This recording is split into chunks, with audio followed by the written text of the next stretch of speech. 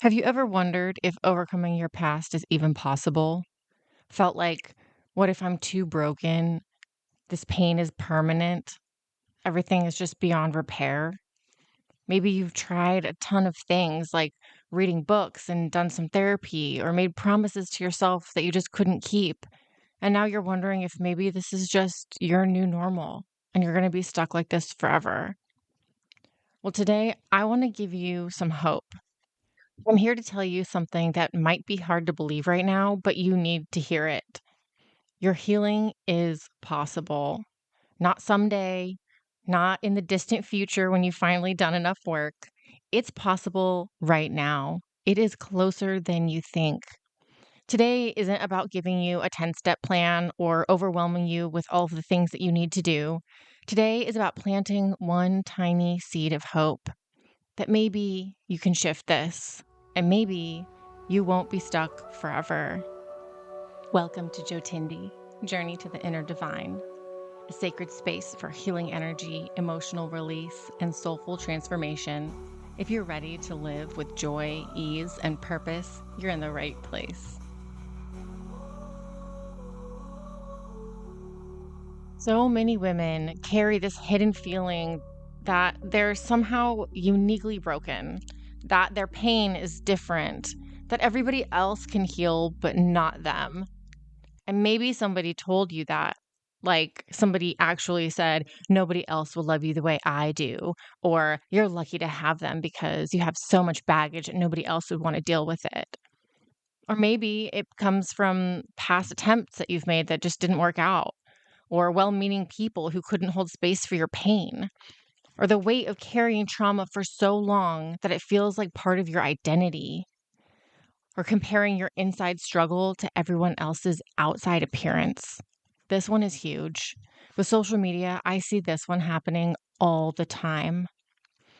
When I was younger, I fell into a very deep depression. And I truly believed that I was a burden on my family and that everyone would be better off if I wasn't around.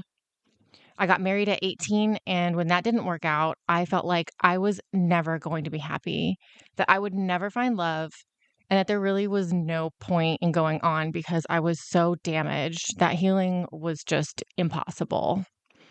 But I was saved in my lowest moment, and I learned the truth that your pain doesn't make you broken, it makes you human.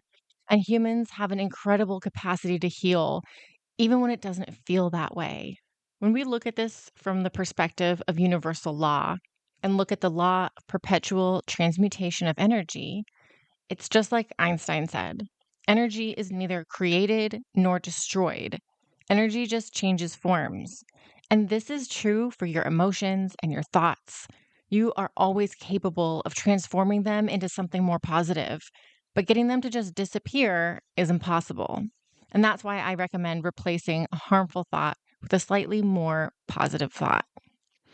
But on that note, let's discuss what healing actually is and what it's not. I think one of the biggest reasons people don't believe healing is possible for them is because they have the wrong picture of what healing actually looks like. We've been fed these ideas through movies and social media, through well meaning therapists, even about what it means to heal. And a lot of those ideas are not only wrong, but they're actually preventing people from starting. So let's clear some of these things up, okay? Healing is not erasing your past or pretending it didn't happen. You're not trying to rewrite history or gaslight yourself into believing that everything was fine when it wasn't. What happened to you was real, it mattered. And healing doesn't require that you minimize that or act like it doesn't count. Healing is not about becoming a completely different person.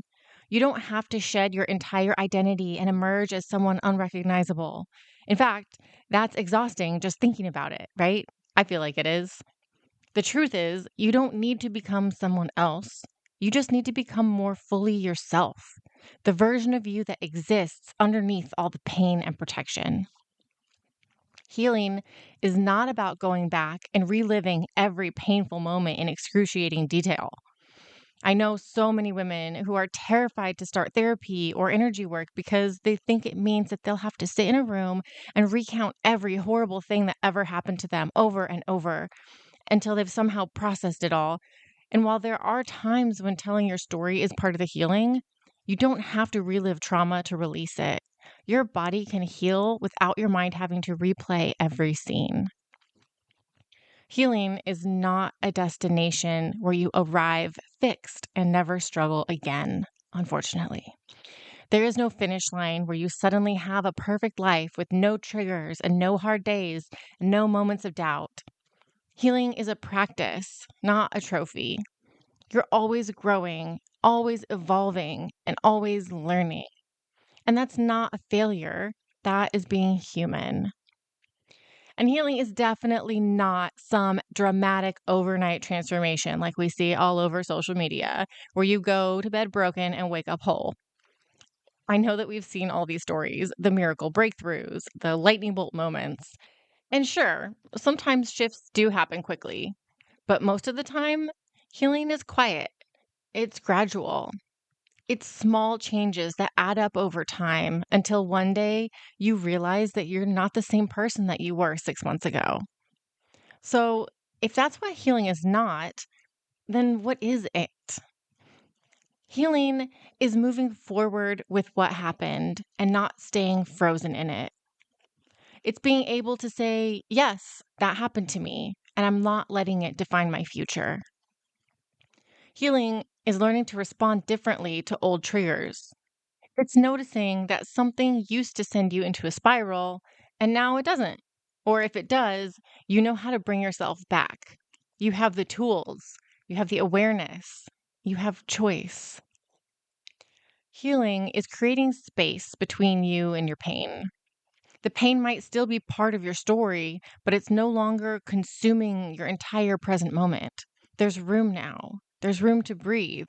You have room to feel joy and room to be something other than just your wounds. Healing is small, energetic shifts that compound over time. It's not one big thing. It's 100 tiny adjustments in how you think, or how you feel, or how you hold your body. And all those small shifts, they add up. They create momentum. And before you know it, you've moved mountains just by moving pebbles.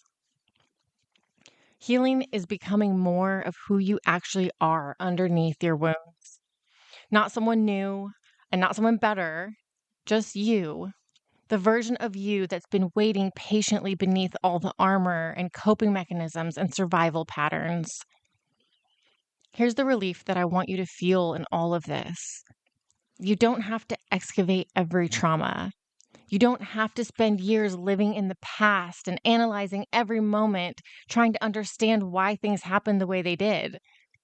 Healing is about what happens now, how you relate to yourself, how you move your energy now, and how you choose now.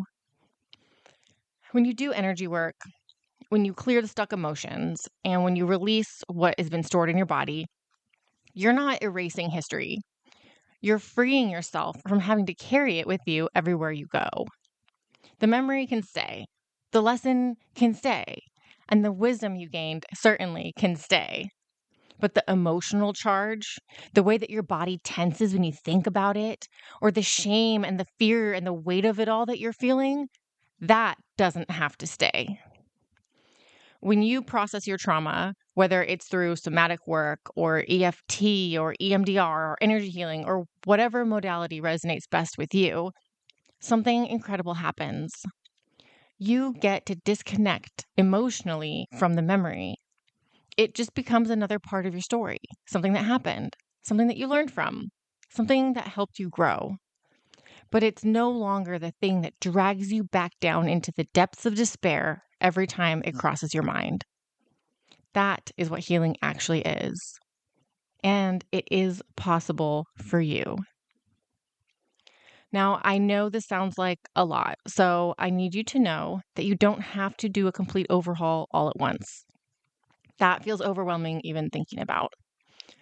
Change doesn't require that you become a totally different person. It just requires small energetic shifts. I had one client, and she was overwhelmed at all of the work that she felt like she had to do to get where she wanted to be. It was literally paralyzing her. And so I explained it to her in these terms. I asked her to think of her journey and of her life like an airplane. They have a path lined out to where they're headed, and they're going to land in a specific destination. But if you make one small change, if you change course on that flight path 1 degree, you will end up in an entirely different destination, miles and miles away from where you were originally headed. And that same goes for transformation and healing. Even if you want to end up in a completely different place than where you're headed, it doesn't always take a massive overhaul. A series of small shifts, and before long, your life will become totally unrecognizable. And you know what ended up happening with her? She started making small shifts. And today, her life is miles away from where she was headed when we first met. She's happier and healthier, a whole lot wealthier. And it all started with the belief that change was possible and she could do it. Now, I want to give you some examples of tiny shifts that can create a massive change. First, shifting from why is this happening to me to what is this trying to teach me? You can be in the same situation, but those are completely different energies.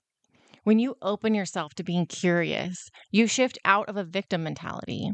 And this allows your brain to strengthen the neural pathways of hope and possibility instead of strengthening ones that make you feel hopeless and trapped. Next, you can shift from holding your breath when you're stressed to taking one conscious breath. Your nervous system can regulate in 5 seconds, and we massively underestimate the power of breath. Even one intentional deep breath starts to regulate your heartbeat. It fills your body with oxygen and helps calm your nervous system, sending signals of safety instead of panic. You can shift from I'm broken to I'm healing. It's the same journey, but a different story. I've heard people say things like, we're all broken. And that statement honestly makes me sad. Broken implies it's unfixable. Where we all get wounded from time to time, we all can heal. And you can't go through life without ever scraping your knee, but your body knows what to do to become whole again. It just does it automatically. And that's what we're doing here. We're learning to become whole again. And that is something to celebrate. You can shift from carrying everyone's emotions to recognizing this isn't mine. Energetic boundaries can be set in a single thought. Often we take on the responsibility for other people's feelings, but the truth is that we're all responsible for our own feelings. Like right now, in this very episode, we're making mental shifts, perspective shifts. We're seeing situations through a new light. It's us who makes the decision whether we want to see the world as a place of hope and possibility or a place of despair and grief. And it's not fair to ourselves to take on other people's feelings when they're choosing to see life through a lens of victimhood. You wouldn't expect someone else to try to fix your thoughts, so don't try to do that for others. It's up to them to learn and grow, and it's up to you to protect your energy and not take on things that aren't yours to carry. And my last example is you can shift from forcing action to asking, what does aligned action feel like right now? You operate from purpose driven actions instead of fear driven actions. And we've talked extensively on this podcast about fear and purpose, but it's so important to realize that taking action out of fear will always leave you wondering, what if I had done it in a way that felt more aligned? And I've said this to my clients in the past, and it's literally changed their lives. So listen when I tell you this. When you do what's best for yourself, it ends up being what's best for everybody. Maybe I should make a whole episode on that because making that one single shift will change everything for you. Now, why does making small, tiny shifts like these work? Well, they don't trigger your nervous system's resistance. Your brain and your body don't panic because you're not asking them to change everything all at once. Big changes are scary, and when you try to do major overhauls all at once, your body is going to resist it. You see, we tend to gravitate towards what feels familiar, not necessarily what feels good. Our brains are designed to protect us from danger. So even if you're in a less than ideal situation, if you've survived it in the past, your brain is going to convince you that your best option is to do that because you already know how to handle the situation. You've already survived it before. The unknown is, well, it's unknown. You don't know what's out there, and you don't know if you can handle it or not. It's like that saying, better the devil you know than the devil you don't. Now, taking small aligned actions are more powerful than big forced actions. Because when you're in alignment, even tiny steps create momentum. And when you do that, the universe responds to your energy, not your effort. And because you're making aligned steps in the right direction, it doesn't feel so difficult. It doesn't feel so scary. It feels good. Like we're taking another step is the only natural thing to do next. Now, I want to revisit something I said earlier that your healing doesn't require revisiting every wound. A lot of people have the fear that if they start healing work, that they're going to have to relive every painful thing that ever happened to them. Many people don't want to open the can of worms out of fear because they're scared they're going to dredge up all this old pain and not be able to clear it. They're afraid that revisiting old wounds will break them beyond repair. But you don't have to dig up every buried trauma to heal. Some wounds need to be witnessed and processed, yes, but not all of them, and not all at once. You are allowed to go at your own pace in a safe environment with someone who is trained to help you through these exact situations. And the truth is, the body holds the memory. So even if you try to bury these old wounds, they might pop back up without you consciously opening that can of worms. Sometimes the pressure builds in the can and it pops itself open, and you're left cleaning up the mess when it's not on your own terms. The good news, though, is that your body also knows how to release without needing to intellectually understand every detail. You can begin to release right now without worrying. You can start somatic practices or energy work or breath work. These methods allow healing without re traumatization. You can begin to heal your nervous system even if you're not ready to consciously reprocess the trauma right now. You're training your body to respond differently. So when those old memories come up, you already know what to do. Your body wants to heal. It's already trying to heal. Nothing in this world doesn't know how to heal. When trees get damaged, they grow around the damaged part. They heal. When animals get injured, they heal and they keep going. And we can heal and keep going as well. You just have to give yourself permission and the right conditions. And energy doesn't need a story to move.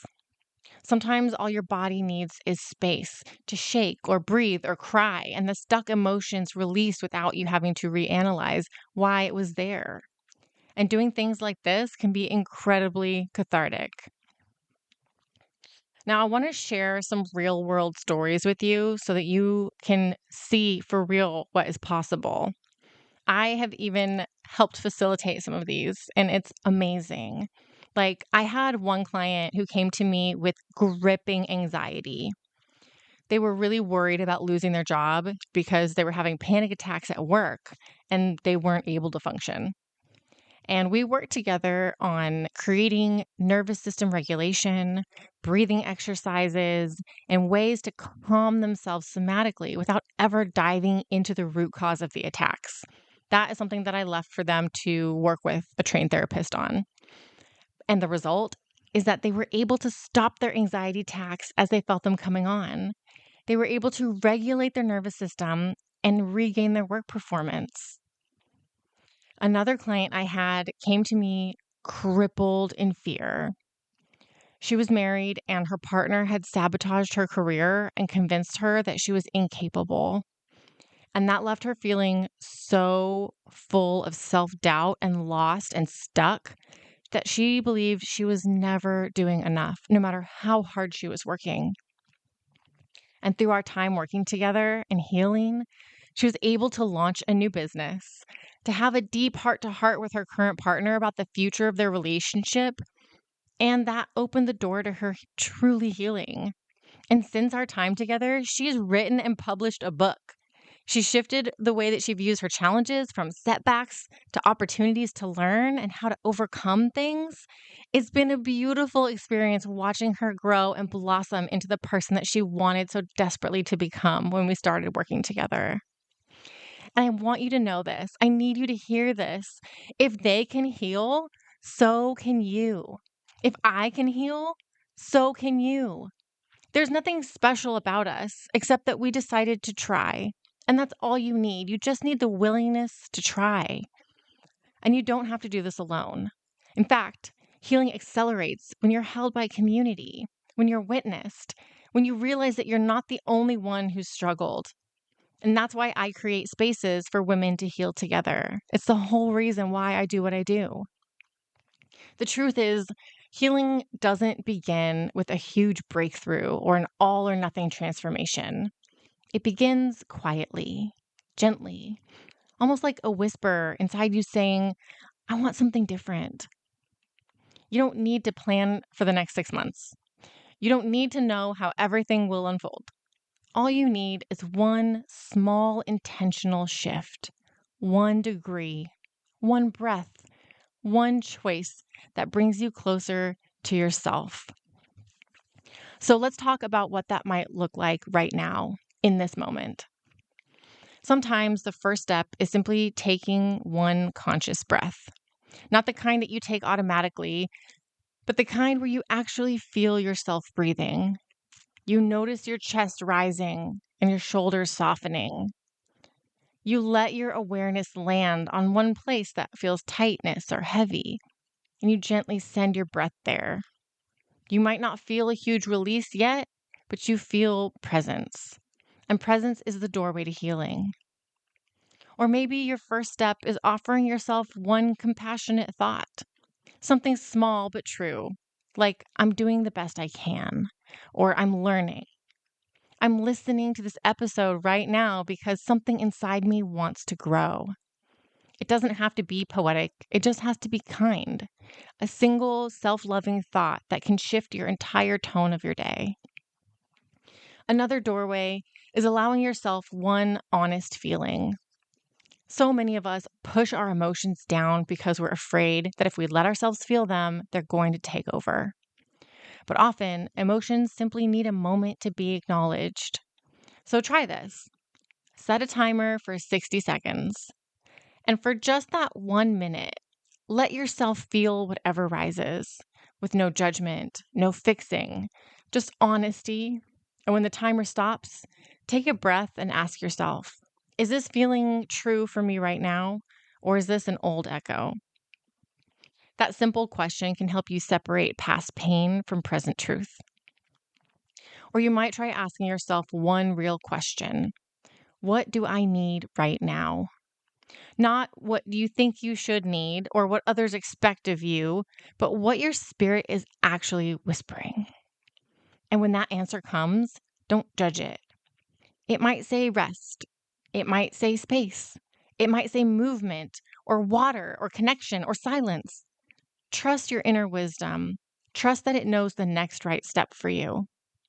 And finally, healing often begins with one connection.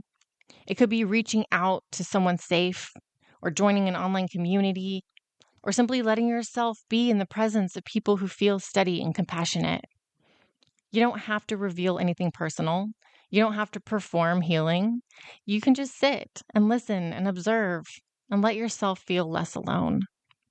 Sometimes knowing that you're not walking this path by yourself is the very thing that makes the next step possible. And that's it. That's the beginning.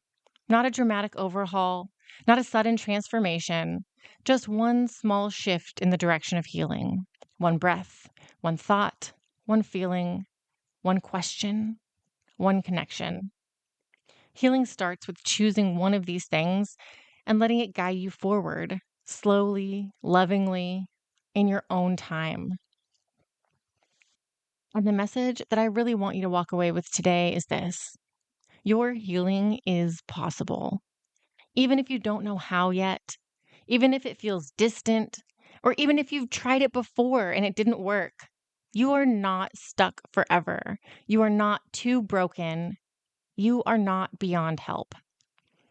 Healing doesn't require you to become somebody new. It just requires small energetic shifts.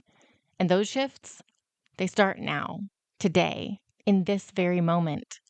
They start with intention. So I want to offer you my support. Of course, I have my free Facebook group, Jotindi. There's a link in the show notes. And I also have a clarity map. It's a free download that can help you find the clarity that you are so desperately seeking.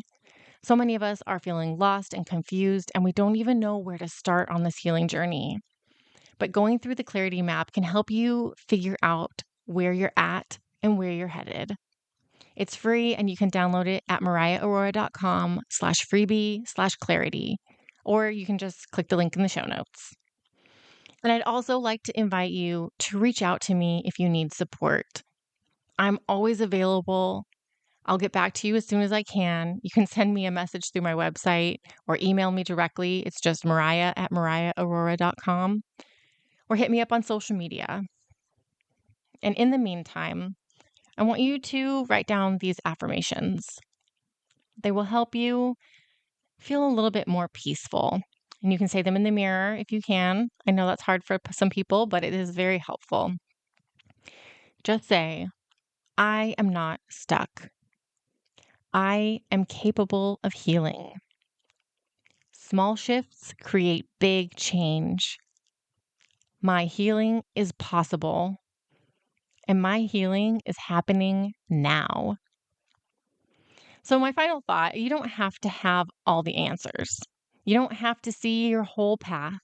You just have to take one step, and then one more, and one more. And one day you'll look back and realize, I am not who I was. I've healed more than I ever thought possible. And it all started with believing, just for a moment, that maybe, just maybe, I wasn't stuck forever. I hope you've enjoyed today's episode, because the messages that I've shared with you today have already proven that they can transform your life. And making these small shifts has made people's lives absolutely unrecognizable, and they have the power to do the same for you. I hope you have a wonderful rest of your day, and don't forget, there's no path to happiness, because happiness is the path.